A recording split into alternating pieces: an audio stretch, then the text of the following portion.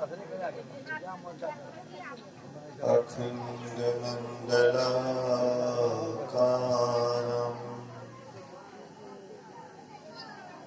व्याप्तमेन चराचरम् तत्पदं दर्शितं येन तस्मै श्रीगुरुवे नमः।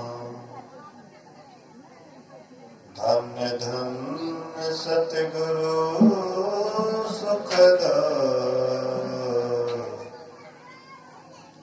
महिमा कही न जाए।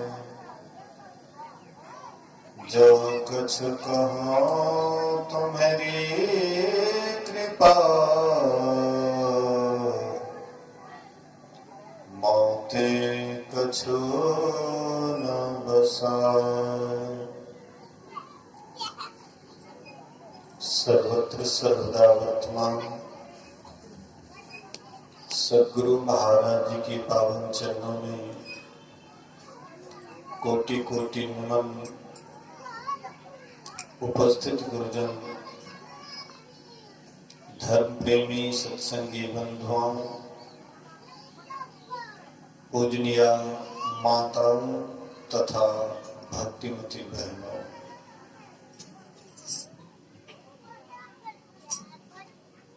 हम आप परम श्रद्धेय रतीश बाबू एवं सतीश बाबू की पूज्य माता जी यह नश्वर शरीर को त्याग कर परलोक सिधार गई हैं। उन्हीं के श्राद्ध क्रिया के शुभ अवसर पर 2 दिवसीय संतमत सत्संग का आयोजन किया गया है,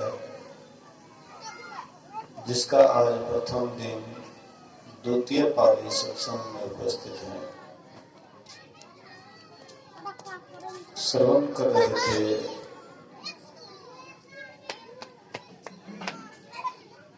मानव शरीर की उपादेयता और विशेषता।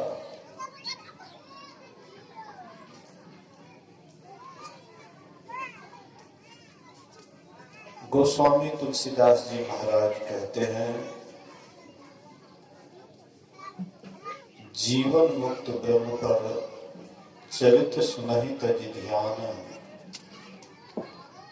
जे हरि कथा में करहि रति तिनके ही अपाशन। जीवन मुक्त ब्रह्म पर जो जीते जी परम पद को पा लिए हैं, परमात्मा को पा लिए हैं, जिसको अब पाने के लिए कुछ भी बाकी नहीं है, ऐसे संत महापुरुष भी ध्यान को छोड़ करके, समाधि का त्याग करके सत्संग से प्रेम करते हैं। सत्संग से प्रेम क्यों करते हैं? सत्संग में परमात्मा का चर्चा होता है। संगति ही जरि जाओ न चर्चा राम की, दुल्हा बिना बारात कहो किस काम की। अगर संगति ही खत्म हो जाए तो राम की चर्चा सुनने के लिए कहां मिलेंगे। इसलिए जहां पर राम की चर्चा होती है, ईश्वर की चर्चा होती है, वहां पर ऐसे महापुरुष भी आते हैं जो बराबर ध्यान में बैठे रहते हैं। ब्रह्मा जी 4 ऋषि को सर्वप्रथम पैदा किए, सनक, सनंदन, सनातन और सनत कुमार। ये चारों ऋषि से ब्रह्मा जी कहते हैं कि तुम लोग जाओ और तपस्या करो, ध्यान करो। ये लोग गए, एकांत में जाकर के तपस्या करते हैं, ध्यान करते हैं। जब उधर से तपस्या करके आए तो ब्रह्मा जी कहते हैं कि अब सृष्टि का काम करो, संसार की रचना का काम करो। ये चारों भाई हाथ जोड़ लेते हैं और कहते हैं कि अब हम लोगों से सृष्टि का काम नहीं होगा।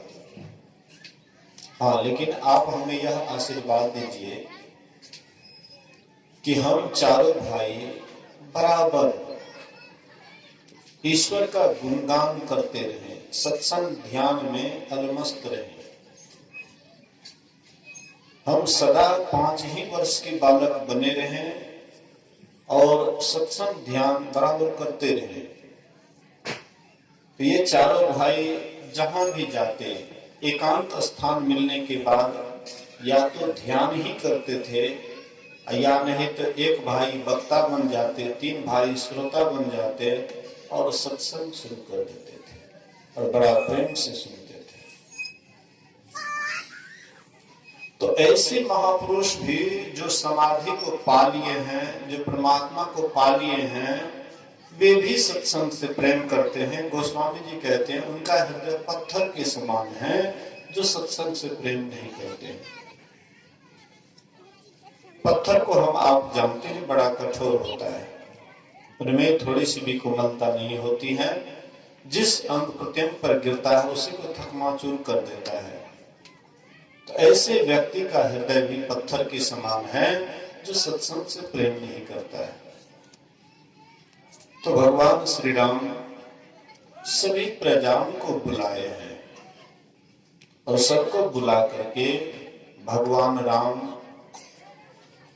उपदेश करते हैं कि हे प्रजाओं, यह जो अद्भुत शरीर मिला है, ये शरीर बड़ा ही दुर्लभ है, सुलभ नहीं है।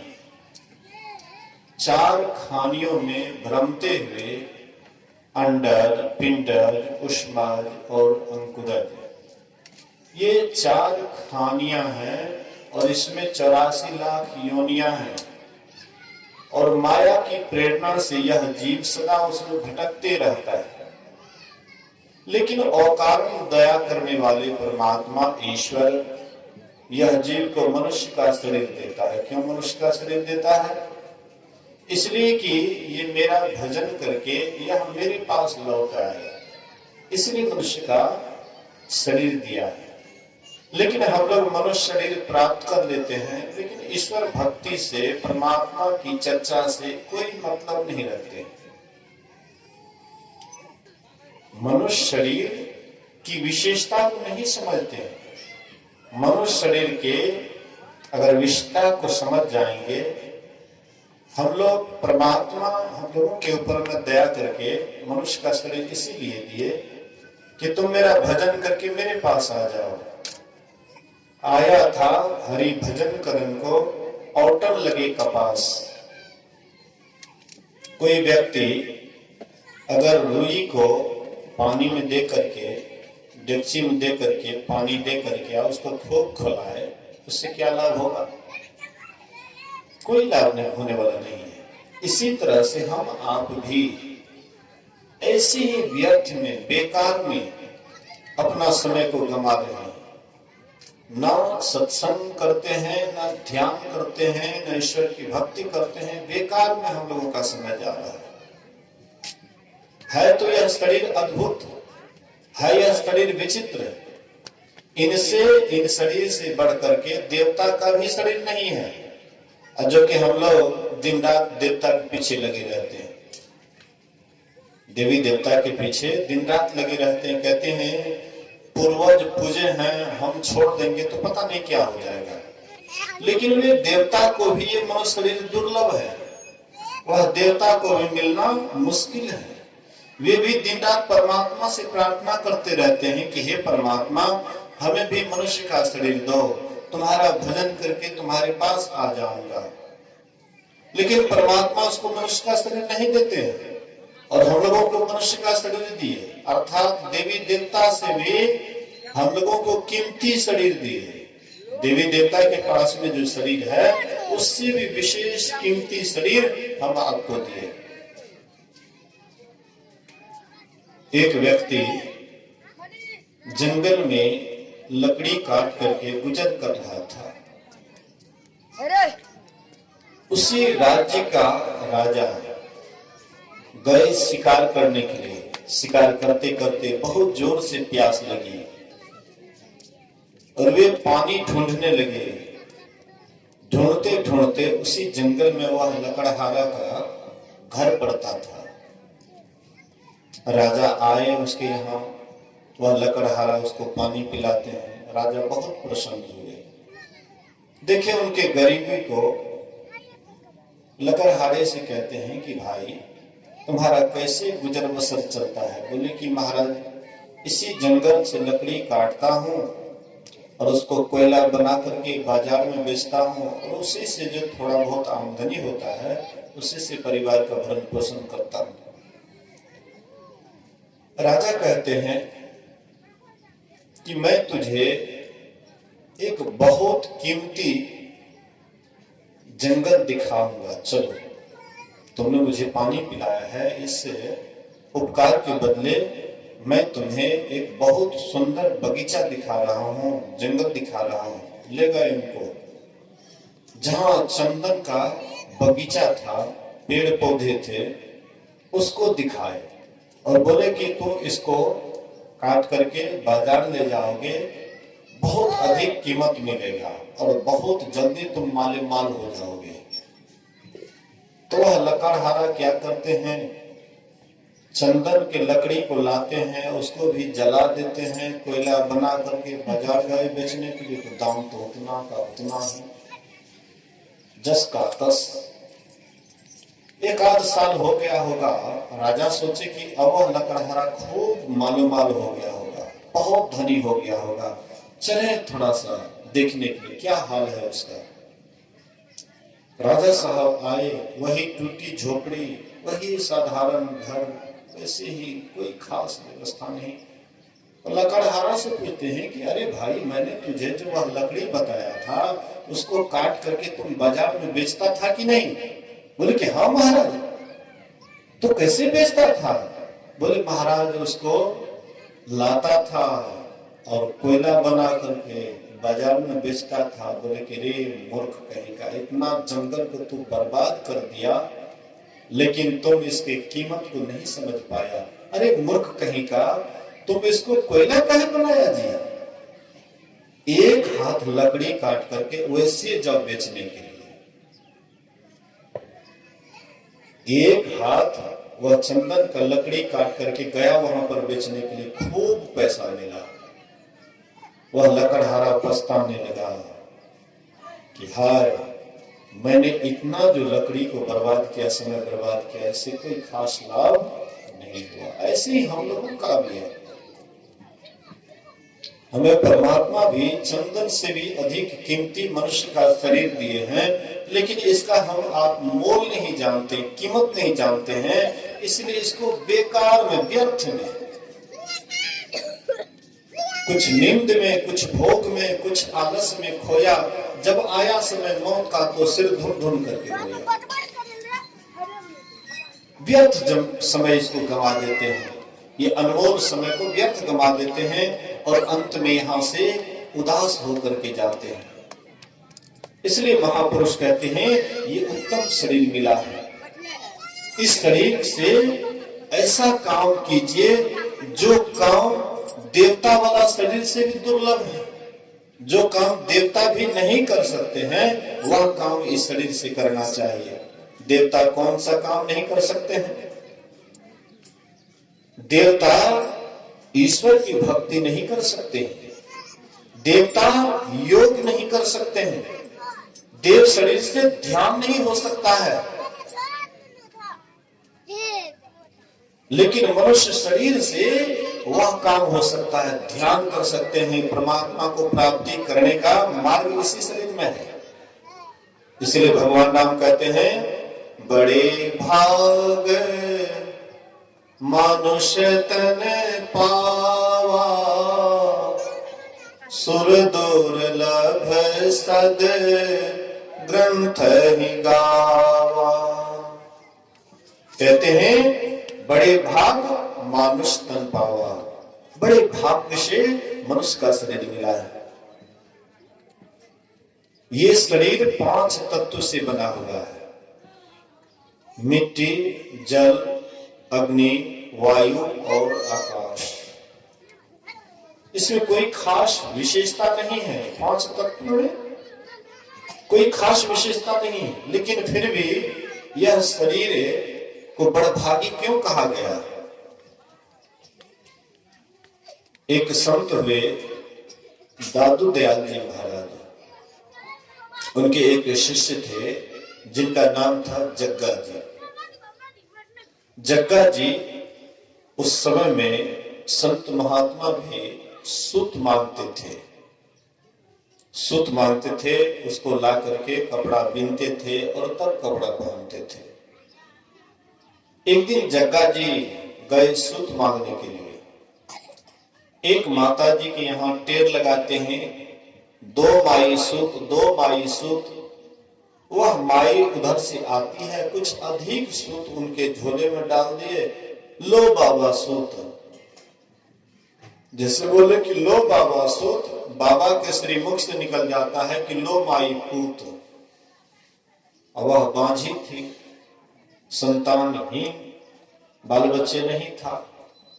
अब माई को बड़ी खुशी हुई कि हमको कोई संतान नहीं, और बाबा आशीर्वाद दिए। प्रसन्नता पूर्वक अंदर जाती है और कुछ सूत ला करके उनके झोले को भर दिए। जग्गा जी मगन होकर के गुरुदेव के पास गए। गुरुदेव पूछते हैं, बेटा आज तुम बड़ा मगन दिखाई दे रहे हो, बड़ा खुश दिखाई दे रहे हो। बोले गुरु महाराज, कई घर मांगता था तब भी इतना सूत नहीं मिलता था, एक एक घर में आज पूरा झोला भर गया। बोले कोई कारण होगा? हाँ गुरु महाराज, ऐसी बात है। वे टेर, मैं जब टेर लगाया कि 2 माई सूत, 2 माई सूत, और वह माई आई और मेरे झोले में अधिक सूत डाल दी, तो मैंने कहा कि लो माई पूत। और वह माई फिर प्रसन्न होकर के गई और फिर अंदर से कुछ सूत और ला करके मेरे झोले को भर दिए। बोले कि बेटा तुमसे बहुत बड़ा गलती हो गया। एक जन्म को कौन कहे, ये 7 जन्म तक बांझी रहती, लेकिन अब तुम्हारे मुंह से निकल गया है, अब तुम ही को इनके गर्भ में जाना पड़ेगा और दूसरा कोई उपाय नहीं है। बोले गुरु महाराज, मैं उनके गर्भ में जाऊंगा, लेकिन आपको उस जन्म में भी मेरा गुरु रहना पड़ेगा। आप अगर वचन देते हैं कि मैं अगले जन्म में भी आपका गुरु बनूंगा, तो मैं जाने के लिए तैयार हूं। बोले कि ठीक है, कोई बात नहीं। पहला शरीर छोड़ दिए, वह माता जी के गर्भ में चले गए। 9-10 महीना के बाद वह माता जी एक सुंदर बच्चे को जन्म देती है। और जैसे नामांकन के लिए दादू दयाल जी महाराज को बुलाया और कहते गुरुदेव इसका नाम रख दीजिए। दादू दयाल जी महाराज कहते आहा, ये बच्चा बड़ा सुंदर है, इसलिए आज दिन से यह बच्चे का नाम सुंदर दास रहेगा। वही सुंदर दास जी महाराज आगे चल करके बहुत एक अच्छे महापुरुष बने, हिंदी के बहुत बड़े विद्वान संत बने। महर्षि साई स्वामी जी महाराज कहा करते थे कि संस्कृत के विद्वान गोस्वामी तुलसीदास जी हुए और हिंदी भाषा के विद्वान संत सुंदरदास जी हुए। तो सुंदरदास जी महाराज अपनी वाणी में कहते हैं, जहाँ शरीर माही तो अनेक सुख मानी रहियो, ताही तो विचारिया में कौन बात भली है। मेद मज्जा मांस रग रग में रक्त भरियो, पेट हो पिटारिसी में ठोर ठोर मलो है।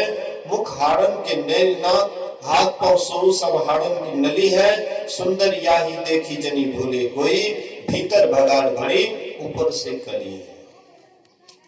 सुंदरदास जी महाराज कहते हैं कि जिस शरीर में तुम अनेक सुख मान रहे हो, थोड़ा विचार करो कौन बात भली है। मेद मज्जा मांस रग रग में रक्त भरी हो। तुम्हारा शरीर क्या है? मेद मज्जा रग रग में रक्त भरा हुआ है, खून पीप भरा हुआ है। पेट हो पिटारी सी में ठोर ठोर मनो है। तुम्हारा जो पेट है इसमें क्या भरा पड़ा है? मलमूत्र का भंडार तुम्हारे पेट में।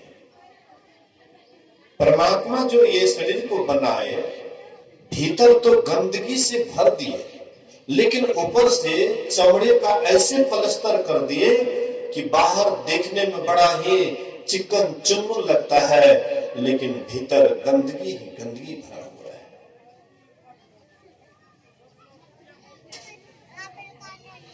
तो ये जो शरीर है गंदा ही गंदा। आप अभी तक नहीं सुने होंगे कि भारत के प्रधानमंत्री कोई ऐसे फैक्ट्री का निर्माण किए हैं जिस फैक्ट्री से केवल लैट्रिन और पेशाब बनता हो।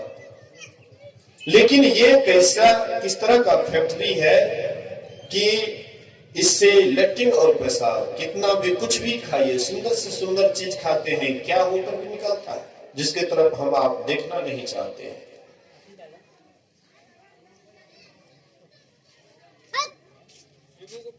एक गुरुजी अपने शिष्य से कहते हैं, बेटा जाओ बाजार और बाजार जा करके खराब वस्तु खरीद करके लाओ। शिष्य जाता है बाजार, दुकानदार भाई को कुछ रुपये देते हैं और कहते हैं कि मुझे खराब वस्तु दो। वह दुकानदार झुझला करके कहता है, मूर्ख कहीं का, मेरे पास जो भी सामान है सब अच्छा अच्छा सामान है, बढ़िया बढ़िया सामान है, जब भागो यहां से, मेरे पास कोई खराब वस्तु नहीं है। दूसरे दुकानदार के पास गए, उनसे भी निवेदन करते हैं कि मुझे खराब वस्तु दीजिए। वो भी डांटते हैं, फटकारते हैं। बेचारे निराश होकर के लौट रहे थे। इधर से कोई सज्जन जा रहे थे, ये सज्जन को कुछ दिखाई पड़ा और नाक बंद करते हुए कहते, छी छी छी छी, बड़ा खराब वस्तु है। शिष्य ने सोचा कि शायद गुरु महाराज तो मुझे खराब वस्तु ही लेने के लिए बोले थे, शायद वो खराब वस्तु मुझे मिल गया। तो वे अपना गमछी बिछाते हैं और दोनों हाथ से उठाना चाहते हैं। उनसे आवाज होती है, रे मूर्ख, तुम मुझे खराब वस्तु समझ रहे हो? एक दिन में रसगुल्ला पेड़ा के रूप में था, कच्चा पक्का के रूप में था, तो तुम मुझे शीशा में बंद करके रखता था। एक दिन में फल फूल के रूप में था, तुम मुझे पेटारी में बंद करके रखता था, पेटी में बंद करके रखता था। एक दिन में अन्न के रूप में था, तुम मुझे ड्राम कोठी में बंद करके रखता था। अफसोस मैंने तुम्हारा साथ किया, तुम्हारे साथ के ही कारण आज मैं खराब बन करके बैठा हूं। खराब मैं नहीं, खराब तुम हो। मतलब कितना सुंदर से सुंदर वस्तु डालते हैं, लेकिन इससे इस शरीर से जब निकलता है तो लोग उससे नफरत करते हैं, उससे घृणा करते हैं, जबकि यह शरीर सब गंदगी का खजाना है। अब जहां पर लैट्रिन बनता हो, जहां पर पेशाब बनता हो, और वहीं पर हम लोगों का दिन रात निवास हो, तो क्या है? बड़ा बढ़िया जगह है? बढ़िया जगह में क्या यही सब बनेगा? जहां पर लैट्रिन पेशाब बनता है वहीं पर हम लोग दिन रात रहते हैं, लेकिन अपने आप में बड़े गुमान में रहते हैं कि हम बहुत बढ़िया हैं, हम ऐसे हैं, हम वैसे हैं, पढ़वा है कि अपढ़वा है, लेकिन सबका निवास यही लैट्रिन पेशाब वाला जगह पर। अगर हम आप थोड़ा सा विचार करें तो ये शरीर कैसा है? नरक से भी गया गुजरा, नरक से भी गया बीता यह शरीर है। लेकिन इतना स्नेह क्यों, इतना शरीर से प्रेम क्यों? क्योंकि आप गंदा वाला जगह में भी बारंबार रहिएगा तो धीरे धीरे रहते रहते जब आदत पड़ जाएगा तो वह गंदगी वाला जगह भी आपको बढ़िया लगने लगेगा। शराब फैक्ट्री में बहुत आदमी काम करते हैं और उसमें काम करते करते वे अभ्यस्त हो जाते हैं, तब शराब वाला गंदगी उसको गंदगी नहीं बुझाता है। एक राजा गए शिकार करने के लिए जंगल, एक महात्मा जी से भेंट हो जाती है। महात्मा जी के पास गए, देखते हैं टूटी झोपड़ी है, हाँ कपड़ा बढ़िया नहीं है, खाने के लिए कोई खास व्यवस्था नहीं है। तो राजा कहते हैं कि महाराज आपको यहाँ पर बहुत तकलीफ हो रही है, इसलिए महाराज चलिए आप मेरे यहाँ, मैं आपको एयर कंडीशन मकान में रखूंगा जहां एसी लगा हुआ है, जहां पर सारी व्यवस्था है, ठंडी के महीना गर्मी और गर्मी के महीना ठंडी, एकदम अनुकूल वातावरण रहेगा। और जहां पर चंपा चमेली गुलाब चारों तरफ से एकदम फूल पर फूल लगा हुआ है, महाराज चलिए आप मेरे यहाँ। महात्मा जी कहते हैं कि मैं तुम्हारे यहाँ नहीं जाऊंगा। क्यों महाराज? बोले कि तुम्हारे यहाँ विषयों की दुर्गंध आती है, इसलिए मैं तुम्हारे यहाँ नहीं जाऊंगा। बोले महाराज क्या बात करते हैं, हमारे यहाँ चारों तरफ चंपा चमेली गुलाब अनेक अनेक के रंग बिरंग के फूल खिले हुए हैं, सुगंध पर सुगंध आता है, और आप कैसे कहते हैं? तो महात्मा जी सोचे कि थ्योरी ज्ञान से काम नहीं चलेगा, प्रैक्टिकल ही बताना पड़ेगा। तो कहते हैं कि अच्छा ठीक है, चलो मेरे साथ। महात्मा जी के साथ राजा चल देते हैं। पूरब की तरफ जा रहे थे, चमारों की बस्ती थी जहां पर चाम का काम हो रहा था। कोई चमड़ा को सुखाते थे, कोई उल्टाते थे, कोई उल्टाते हैं, कोई धोते हैं। बच्चे लोग अगल बगल में खेल रहे हैं, और जैसे उधर से पूर्वा हवा चलता है, कहते महाराज उधर मत जाइए, बड़ी दुर्गंध आ रही है, बहुत जोरों से दुर्गंध आ रही, महाराज उधर मत जाइए। बोले कि क्या हुआ जी? अरे देखो वहां पर कितने आदमी हैं जो कि कोई चमड़ा को उल्टाता है, कोई धोता है, कोई कुछ करता है, बच्चे लोग अगल बगल में खेलते हैं, उन लोगों को कहाँ दुर्गंध लगती है?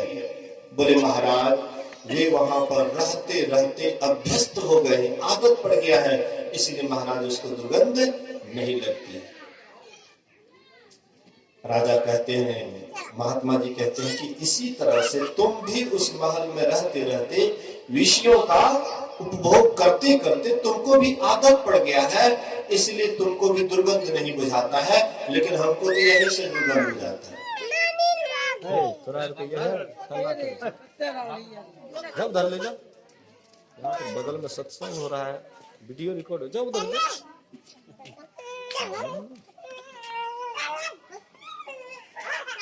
बोलिए श्री सद्गुरु, एक बार समझ में जयकार करें जोर से, बोलिए श्री सद्गुरु महाराज की जय। एक गोढ़ीन माई थी, वह गोढ़ीन माई हर रोज जाती थी हाट खंजा में मछली लेकर के, बराबर जाती थी। एक दिन जब यह बाजार गई, हाट गई, तो कुछ विलंब से मछली बिकती है, इसलिए विलंब हो जाने के कारण रास्ते में आ रही थी, अंधेरा हो गया था, और वह माई सोचती है कि घर तो कुछ दूर में है और महात्मा जी का आश्रम कुटिया रास्ते में पड़ता है, तो आज रास्ते में वहीं पर ठहर जाऊंगी, सुबह होने के बाद घर जाऊंगी। तो वह आती है और उस महात्मा जी के कुटिया पर खंचा को थोड़ा दूरे में छोड़ देती है, और वह अकेली आती है, महात्मा जी से प्रार्थना करती है, बाबा मैं हाट गई थी, लेकिन वहां से लौटने में विलंब होने के कारण रात्रि विश्राम यहीं पर करना चाहती हूँ। महात्मा जी बोले कोई बात नहीं। एक चबूतरा था जहां पर चंपा चमेली गुलाब रंग बिरंग के फूल खिले हुए थे। बोले कि माई तू रात में यहीं विश्राम कर ले। वह माई वहीं पर विश्राम करने लग जाती है। महात्मा जी जब 2-2:30 बजे जगते हैं तो देखे कि वह माई को एकदम करवट बदलती हुई, कभी ये करवट लेती, कभी वो करवट लेती है, छटपटा रही है। महात्मा जी गए और बोले कि माई क्या रात भर नींद नहीं आई तुमको? बोले बाबा क्या कहेंगे, अगल बगल से इतना दुर्गंध आता है ना कि नींद ही नहीं आई, नींद हराम हो गया बाबा। दुर्गंध आती है। अरे यहाँ पर अगल बगल में तो चंपा चमेली गुलाब रंग बिरंग के फूल खिले हुए हैं और तुमको दुर्गंध आती है। हाँ बाबा, बहुत जोर से दुर्गंध आती है। बाबा बोले कि कहीं तो गोढ़िन तो नहीं है मछली बेचने वाली? बोले कि हाँ बाबा। तो तुम्हारा खोंचा तो होगा? बोले हाँ बाबा। तो कहाँ है? बोले कि वो आपके डर से उधर बाड़िए में रख दिए थे, लेते आओ। लेते आए। बोले कि नाक के पास रख दो, अपने बगल में नाक के पास रख दो, आराम से सो जाओ। और जैसे वह बगल में खोंचा रखी, वह माई तुरंत एकदम प्रगाढ़ निद्रा में चली जाती है। मतलब दुर्गंध के पास रहते रहते वह दुर्गंध उसको सुगंध में बदल गया, तो सुगंध भी उसको दुर्गंध बुझाता था, दुर्गंध ही सुगंध बुझाता था। ऐसे हम आप लोगों के भी साथ हो रहा है। ये शरीर में रहते रहते, दुर्गंध वाला शरीर में रहते रहते इतना अभ्यस्त हो गए हैं कि दुर्गंध सुगंध में बदल गया है। और कहते हैं कि हाँ एकदम हम बहुत बढ़िया है इस शरीर में। लेकिन कैसा यह शरीर है? मतलब गंदगी से भरा पड़ा है। लेकिन आदत अभ्यस्त होने के कारण बहुत बढ़िया बुझाता है। ये शरीर नरक से भी गया गुजरा है, लेकिन संत महापुरुष कहते हैं ये शरीर सबसे गया गुजरा है, लेकिन इससे वह काम हो सकता है जो काम अन्य शरीर से नहीं हो सकता है।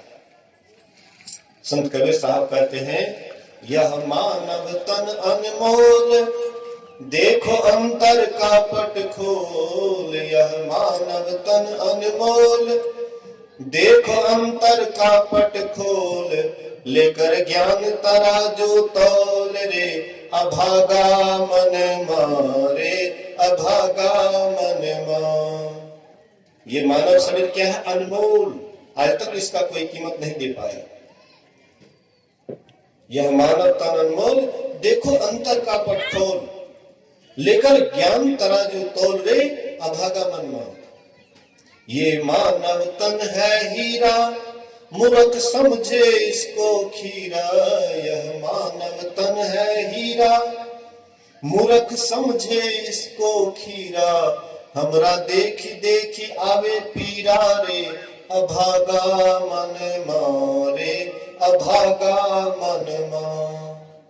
कबीर साहब कहते हैं ये मानव शरीर क्या है? हीरा है, हीरा। लेकिन मूर्ख समझे इसको खीरा। जिससे खीरा का कोई खास कीमत नहीं होता है। एरू गेरू आदमी भी, जिसके पास थोड़ा बहुत भी पैसा है, वो भी खीरा खरीद करके लाता है। आजकल बहुत भंडारा में अक्सर सलाद चलता है खीरे का, मतलब कोई विशेष कीमत नहीं है, इसीलिए लोग खीरा ले आते हैं।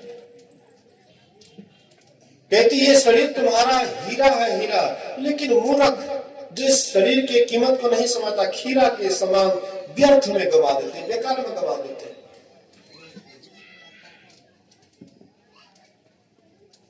महर्षि साई स्वामी जी महाराज कभी कभी एक छोटी सी कहानी कहते थे। एक गडेरी बराबर जंगल जाया करता था भेड़ बकरी चराने के लिए। बराबर नित्य प्रति वह बराबर जाते थे भेड़ बकरी चराने के लिए।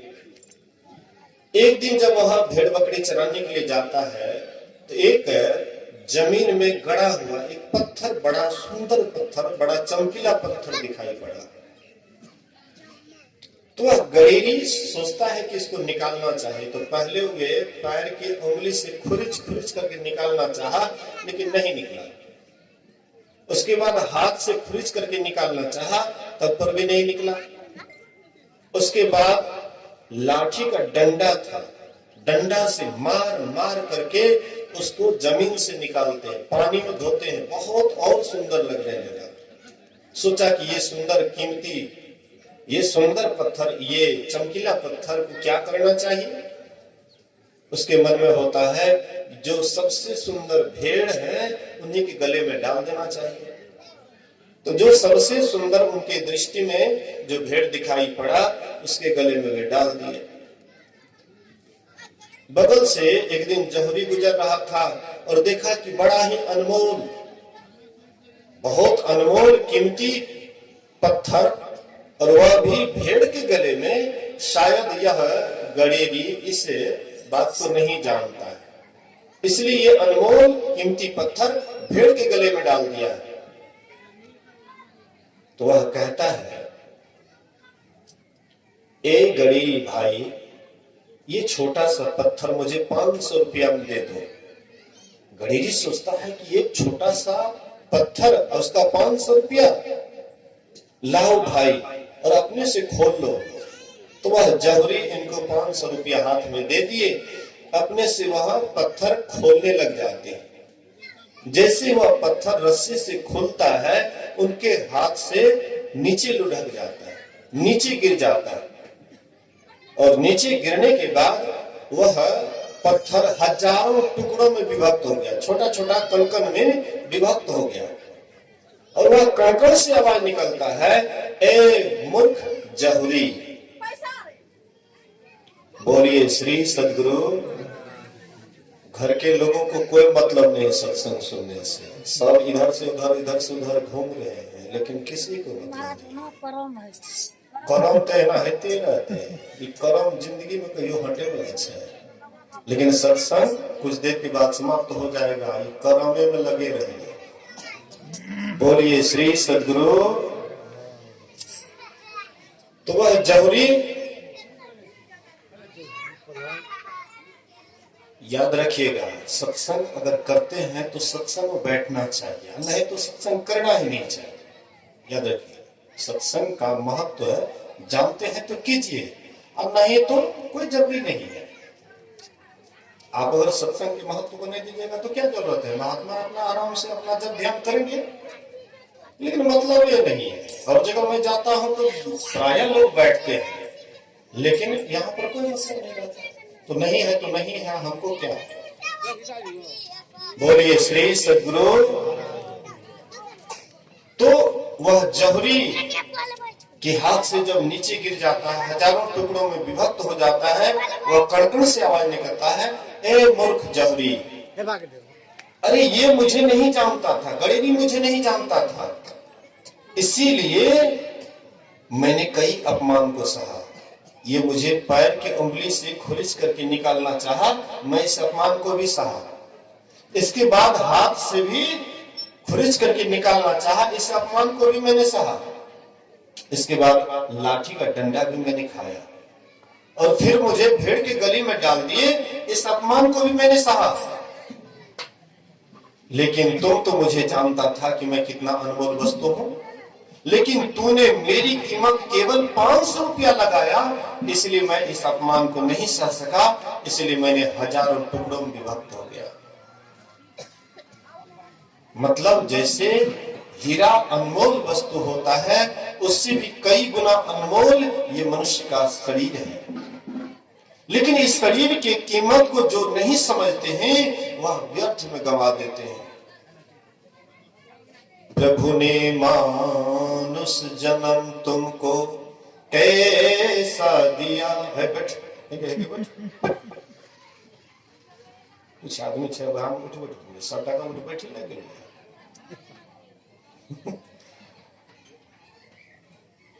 बोलिए श्री सद्गुरु। दू चारिटा ग्राहक छे, वही पर हम बोल रहे थे, अब वो उठे बैठे तो सुनेबे ककरा, एक पंडाल के। बोलिए श्री सद्गुरु। सबको एक बार जोर से बोली था, श्री सद्गुरु।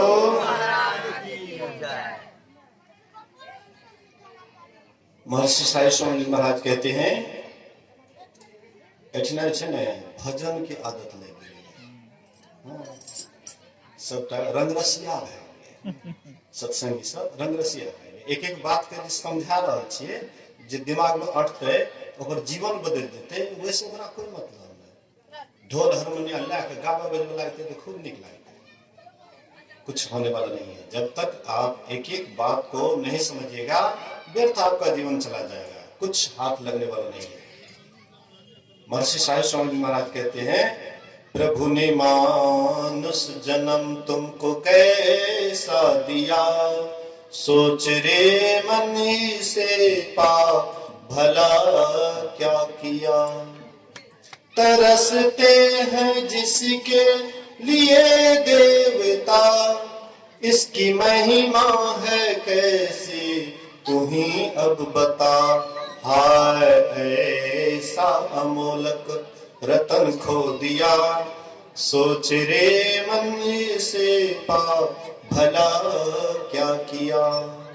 इस बीच में मेरे आश्रम से पश्चिम साइड चंदन मेहता के यहाँ उनके पिताजी शरीर छोड़ दिए थे। 3 दिन तक मैंने वहां सत्संग किया, लेकिन ऐसा भीड़ रहा वहां पर, अपने जन्मभूमि में इतना भीड़ रहा कि हम भी सोच समझ करके आश्चर्यचकित हो गए। लोग अच्छी संख्या में, बढ़िया, मतलब इससे भी बड़ा बिछावन था और एकदम पूरा भर गए थे। मुझे भी आश्चर्य लगा। जहां पर सत्संग में भीड़ होता है, समझ जाइए कि वह समाज का सुधार होने वाला है। और जिस समाज में सत्संग में भीड़ की कमी होती है, समझ जाइए वह समाज पतन की ओर जा रहा है, नीचे की ओर जा रहा है। भले ही हम आपको समझ में नहीं आता है, लेकिन बाद में समझ में आता है। इसलिए महर्षि साहिब स्वामी महाराज कहते हैं, प्रभु ने मानुष जन्म तुमको कैसा दिया, सोच रे मन इसे पा भला क्या किया। जिस शरीर के लिए देवी देवता तरसते हैं, लेकिन वह शरीर उनको नहीं मिला, लेकिन वह अद्भुत शरीर तुमको मिला है। ये शरीर पाकर के तुमको क्या करना चाहिए। इसलिए भगवान राम कहते हैं, बड़े भाग मनुष्य तन पावा, सुर दुर्लभ सदे ग्रंथ ही गावा। बड़े भाग्य से मनुष्य का शरीर मिला है। सुर दुर्लभ, देवता को भी यह शरीर दुर्लभ है, ऐसा सदग्रंथों ने कहा है, सदग्रंथों ने गाया है। साधन धाम मोक्ष कर द्वारा, पाइन जेहि पर लोक सवारा। यह शरीर साधनों का धाम और मोक्ष का द्वार इसी शरीर में है। देवता वाला शरीर में मोक्ष का द्वार नहीं है, हरि का द्वार। हरि द्वार कहाँ है? हरि का द्वार। हरि का द्वार, हरि के तरफ जाने का रास्ता कौन सा है, कहां पर है? यही मनुष्य शरीर में ही है। 9 दरवाजा नरक का दरवाजा है। जब हम आप 9 दरवाजे से शरीर छोड़ते हैं तो नरक में जाते हैं, लेकिन एक दरवाजा है जो 10वां दरवाजा है, वही परमात्मा की तरफ ले जाता है। 10वां दरवाजा 9 दर था के धावतु रहाए, 10वें निज घर बासा पाए। 9 दरवाजे में रहेंगे, संसार में भरमते रहेंगे, नरक में दौड़ते रहेंगे, लेकिन 10वां दरवाजा में जाएंगे तो अपने घर जाएंगे, परमात्मा के धाम जाएंगे। यही है साधना का धाम, इसी में मोक्ष का द्वार है। इसको पाकर के जो परलोक को नहीं सुधारते हैं, सो परत्र दुख पावई, सिर धुन धुनी पछताए। वह परलोक में जाकर के पछताता है। शरीर छूटने के बाद जो ईश्वर की भक्ति नहीं करते हैं, साधन धाम को नहीं जानते हैं, 10वां दरवाजा का पता नहीं जानते हैं, वह शरीर जब उसका छूटता है तो वह माथा धूमता है, परलोक में जाकर के माथा पीटता है। काल ही कर्म ही ईश्वर ही मिथ्या दोष लगाए। वह कर्म को दोष देता है कि हमारे कर्म में ही नहीं लिखा हुआ था, हमारा कर्म ही फूटा हुआ था, तो हम कैसे परमात्मा की भक्ति करते। काल ही कर्म ही, काल का दोष लगाता है कि हमको समय ही नहीं मिला भगवान की भक्ति करने का, 10वां द्वार की तरफ चलने का, हमको समय ही नहीं मिला। लेकिन बिल्कुल झूठी बात। ईश्वर को दोष लगाता है, हमारे ऊपर ईश्वर कृपा ही नहीं किए। अभी आप चोरी करने के लिए जाइएगा तो कभी भी आपको ईश्वर मना नहीं करेंगे। चोरी करने में भी ईश्वर मना नहीं करेंगे, और भक्ति करिएगा तो उसमें भी मना नहीं करेंगे। भगवान कृष्ण कहते हैं अर्जुन से, हे अर्जुन, तुम कर्म करने में स्वतंत्र हो, तुम चाहे अच्छा करो या बुरा करो, तुम कर्म करने में स्वतंत्र हो, लेकिन फल लेने में नहीं है। फल देना मेरे अधिकार में है। अगर फल भी हम लोगों के ही अधिकार में दे देते तो हम लोग बड़े चालाक, हम लोग बड़े चालाक, जुगिया लोग हैं ना, बड़े चालाक। कर्म करते समय में बुरे बुरे कर्म करते, अब फल लेने की बारी जब आती तो बढ़िया बढ़िया फल चुन करके ले लेते। एक राजा, उनको 3 मंत्री था। तीनों मंत्री से राजा कहते हैं कि जाओ बगीचा, और बगीचा जा करके फल चुन करके लाओ। एक मंत्री बगीचा गए और मन में सोचते हैं कि राजा साहब का दिमाग खराब हो गया है, हम मंत्री हैं लेकिन हमको, बोलिए श्री सद्गुरु, हमको अढ़ाते हैं। राजा साहब हमको अढ़ाते हैं, हम तो मंत्री हैं, हम दरबार में रहने वाले, हमको फल लाने के लिए बोले। तो वह गुस्सा के मारे कुछ सड़ा हुआ, कुछ गला हुआ, जैसे तैसे फल बोरा में भर करके लेते आए। दूसरे मंत्री को भेजे, तो वह क्या करते हैं, कुछ अच्छा फल कुछ खराब फल। चलो राजा साहब बोले हैं तो चलो कर देते हैं, कर देते हैं। तो कुछ अच्छा कुछ खराब बोरा में भर करके लेते आए। तीसरे मंत्री को भेजे, बोले कि राजा हैं, वे हमें तनख्वाह देते हैं, वे हमारे भरण पोषण परिवार का करते हैं, इसलिए वे मालिक हैं, जो कहेंगे हमें वही करना चाहिए।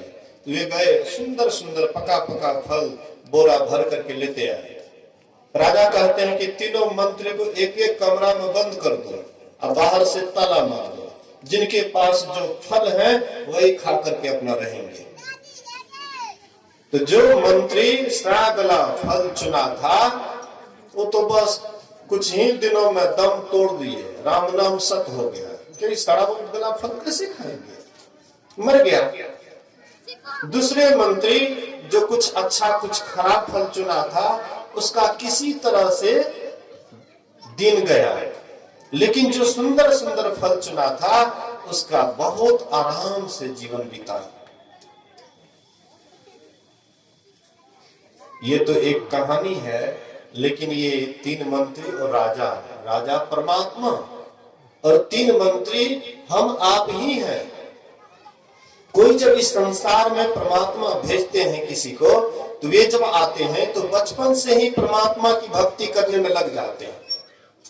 मुझे है काम ईश्वर से जगत रूठे तो रूठन दे। संसार उनसे रूठ जाता है, लेकिन उनको कोई गम नहीं रहता है। उनको परमात्मा से ही लगन इतना लग जाता है कि संसार का उसका ख्याल ही नहीं रहता है। तो वह है वही 1 नंबर का मंत्री जो केवल सुंदर सुंदर फल चुने, मतलब केवल ईश्वर भक्ति में ही अपना जीवन बिता दिए, पाप की तरफ कभी भी नहीं गए, सब दिन अच्छे कर्मों को किए, सत्संग भजन में ही पूरा जीवन बिता दिए। तो वह सुंदर फल चुने। दूसरे मंत्री गए, आए संसार में, तो कभी सहियों में, कभी गलतों में, मौका मिला सत्संगों में चले गए, और कभी कभी बदसंगों में चले गए, कभी कभी झूठो बोल गए और कभी कभी साचो बोल गए, घरेलू मक्खी के समान। कभी कभी शौचालय पर भी, लेटरिन पर भी बैठ जाता है, और कभी कभी मेवा मिष्ठान पर भी बैठ जाता है।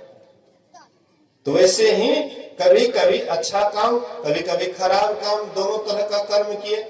तो कभी कुछ अच्छा फल चुना और कुछ खराब फल चुना। लेकिन एक मंत्री जो आए संसार में, तो बचपन से लेकर के बुढ़ापे तक केवल पाप ही पाप जीवन भर किए, मतलब सड़ा गला फल ही जीवन भर चुनते रहे। तो उनको क्या करेंगे परमात्मा? नरक में डाल देंगे, सब दिन तुम सड़ते रहो। इसलिए संत महापुरुष कहते हैं कि हम लोगों को कम से कम 1 नंबर नहीं तो कम से कम मध्यम में भी रहना चाहिए। कभी कभी रामो राम, कभी सरकारियों काम, कभी कभी बाल बच्चा के भरण पोषण के लिए कुछ गलती भी हो जाती है, लेकिन अच्छे कर्म से भी पीछे मुख नहीं मोड़ते हैं। और जो केवल इसी में लगे रहते हैं, उनका कहना क्या है? इसलिए हम लोगों को अच्छे कर्म को करना चाहिए। परमात्मा हमें ये अद्भुत शरीर दिए हैं, मानव का शरीर दिए हैं, और इस शरीर में आकर के हमें ईश्वर भक्ति करेंगे, परमात्मा की भक्ति करेंगे, परमात्मा फिर प्रसन्न होकर के मनुष्य का शरीर देंगे। भगवान कृष्ण कहते हैं, भगवान कृष्ण से अर्जुन पूछते हैं कि प्रभु कोई आपकी भक्ति करते हैं, योग का आरंभ कर दिए हैं, लेकिन अगर बीच में ही वह योग भ्रष्ट हो जाए, उनका शरीर छूट जाए, तो उनकी क्या गति होगी? कहीं आकाश में बादल लगने के बाद जोरों से तूफान आता है और सब बादल छिन्न भिन्न हो जाता है, वैसे ही वह व्यक्ति बीच में नष्ट तो नहीं हो जाता है। भगवान कृष्ण कहते हैं क्या इस लोक में और क्या परलोक में ऐसे शुभ कर्म करने वाले की कभी दुर्गति नहीं होती है। वे जब शरीर छोड़ते हैं तो पहले मेरे स्वर्ग को जाते हैं, और स्वर्ग से जब आते हैं तो किसी श्रीमान के घर में जन्म लेते हैं या योगियों के कुल में जन्म लेते हैं, और पूर्व जन्म का किया हुआ योग फिर से वे आरंभ करते हैं। और जब तक ये योग पूर्णता को प्राप्त नहीं करा देते हैं, पूर्ण शांति को प्राप्त नहीं करा देते हैं, तब तक ये योग उसका पीछा नहीं छोड़ता है। इसलिए संस्कार, जिनके पास में ईश्वर भक्ति का संस्कार एक बार अगर बैठ गया, वह कभी भी दुर्गति को प्राप्त नहीं करता है।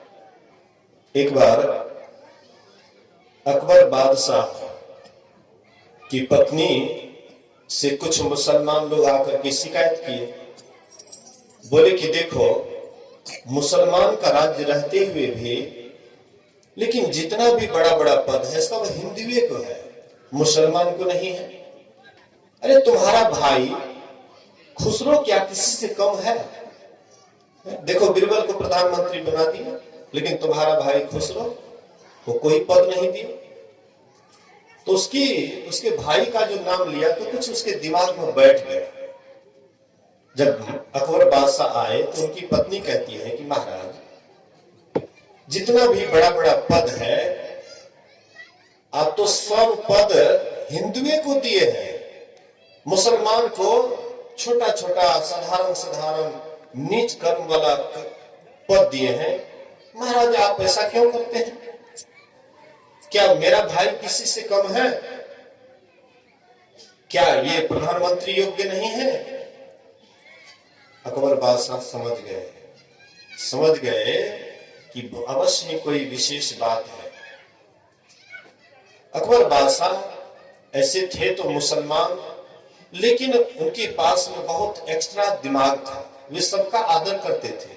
बड़े बड़े जो कवि रहते थे, बड़े बड़े विद्वान रहते थे, वे सबका अपने दरबार में आदर करते थे, सबका सम्मान करते थे।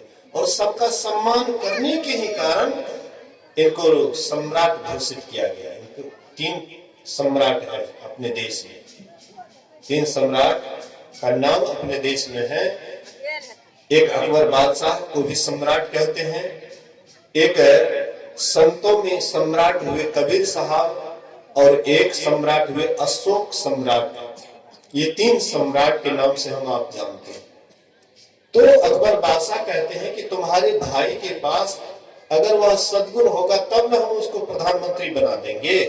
तो बोले महाराज मेरे भाई में क्या दुर्गुण है, परीक्षा ले लीजिए। बोले कि अच्छा कोई बात नहीं। खुसरो को बुलाते हैं और कहते हैं खुसरो से कि जाओ बाजार में जाकर के पता लगाओ कि गेहूं आया है। खुसरो गए बाजार, और बाजार जाकर के पता करते हैं, पूछे कि क्या गेहूं आया है? बोले कि हाँ महाराज गेहूं आया है। तो कितने गाड़ी आया है? बोले महाराज नहीं देखा। तो जाओ गिन करके आओ। दूसरी बार गए, गाड़ी गिन करके हाँ महाराज 80 गाड़ी है। तो बोले कि क्या भाव था बाजार में, गेहूं का क्या भाव था? बोले महाराज वह तो नहीं जाने। तो पता लगा करके लेते आओ। पता लगा करके आए, बोले कि जाओ तुम्हारा काम हो गया। अब बीरबल को बुलाए, बीरबल से कहते बीरबल जाओ बाजार और पता लगाओ कि क्या गेहूं बाजार में आया है। तो बीरबल गए बाजार जा करके देखते हैं 80 गाड़ी गेहूं आया था, और गेहूं का भाव तेज था। तेजी होने के कारण किसी महाजन से बात करते हैं, और जितना भी 80 गाड़ी गेहूं था सबको बेच करके और 10,000 मुनाफा हुआ वे शाही खजाने में जमा करके और फिर अकबर बादशाह के पास आए। अकबर बादशाह कहते क्या हुआ बिरबल? बोले कि महाराज मैं बाजार गया, गेहूं आया हुआ था, 80 गाड़ी गेहूं था, भाव तेज था, तो मैं सब गाड़ी का गेहूं बात करके एक महाजन के पास धर दिया, बेच करके और 10,000 का मुनाफा हुआ और हुजूर के शाही खजाने में जमा कर दिया। तो कहते हैं कि देखा तुम्हारा भाई जो 3 बार में नहीं कर सका वह काम बिरबल एक ही बार में कर दिया। बोले कि महाराज एक परीक्षा में फेल कर गया तो एक बार और मौका दीजिए। बोले कि अच्छा कोई बात नहीं, दोबारा मौका देते हैं। तो खुसरो से कहते हैं कि बिना पैसा का हंडी में बाजार से घी का लेप लगा करके लेते हैं। पैसा नहीं रखना चाहिए, बिना पैसे का तुम किसी दुकानदार से घी का लेप लगा करके लेते हो। खुसरो गया बाजार, लेकिन किसी से हिम्मत नहीं हुआ कि बिना पैसा का घी का लेप लगा दीजिए, और निराश होकर के लौट गया। बोले कि महाराज कौन फ्री में घी का लेप लगाता है, हमसे ये काम नहीं हो गया। कहते बिरबल, कहते जी हजूर, तो बिना पैसा का घी का लेप लगा कर। बोले कि ये कौन बड़ी बात है, मैं अभी तुरंत जाता हूँ और घी का लेप लगा करके तुरंत तो हुजूर के सामने आ जाता हूँ, ये तो बहुत साधारण बात है। गए बिरबल बाजार, एक सेठ जी से कहते हैं कि हमको 2 किलो घी चाहिए। बोले कि अवश्य ले लीजिए। तो बोले कि देखिए हमको घी का परख नहीं होता है, हम परखने के लिए नहीं जानते हैं। मेरी पत्नी लेकिन इसमें जासूस है, वो परखने के लिए जानती है, लेकिन मेरी पत्नी अगर कह देगी कि आपका शुद्ध घी है तब तो आपको पैसे दे दूंगा, लेकिन अगर मेरी पत्नी कहेगी कि इसमें थोड़ी सी भी मिलावट है तो मैं यह घी आपको लौटा दूंगा। बोले कि अच्छा कोई बात नहीं, आपको ना पराया थोड़े हैं, जान पहचान के लोग हैं, कोई बात नहीं, नहीं पसंद हो तो लौटा दीजिएगा। तो बिरबल गए, आधे रास्ते से घूम जाते हैं, कहते महाराज मेरी पत्नी बोली कि इसमें मिलावट है, अपना घी रख लीजिए। तो सेठ जी घी पोंछ करके रख लिए, लेकिन घी का लेप बर्तन में जो लग गया उसको कैसे छुड़ाएंगे? बिना पैसा का घी का लेप। ऐसे हम आप भी बिना पैसे का भक्ति का संस्कार रूपी लेप लगा सकते हैं, बिना पैसा का। जो कोई भक्ति करते हैं, परमात्मा की भक्ति करते हैं, भजन करते हैं, समझिए कि उसको भी बिना पैसा का घी का लेप लग रहा है, संस्कार बन रहा है, और यही संस्कार उसको मनुष्य का शरीर दोबारा दिलाएगा, और तब तक दिलाते रहेगा जब तक कि हम परमात्मा को पा नहीं लें, ईश्वर को पा नहीं लें। इसलिए संत महापुरुष कहते हैं इस शरीर में आकर के ईश्वर भक्ति करके यह जीवन को सार्थक और सफल कर लीजिए। इसी में यह जीवन सार्थक और सफल है। बाद बाकी अगर ऐसे ही जीवन बीत गया तो यह जीवन व्यर्थ चला जाएगा, अंत में पछताना पड़ेगा, सिर धुनना पड़ेगा और ईश्वर को ही दोष लगाइएगा, लेकिन इससे कोई फायदा होने वाला नहीं है। तो अभी का सत्संग आरती के बाद समाप्त किया जाएगा, और फिर कल का एक समय का सत्संग है, प्रातःकालीन सत्संग है।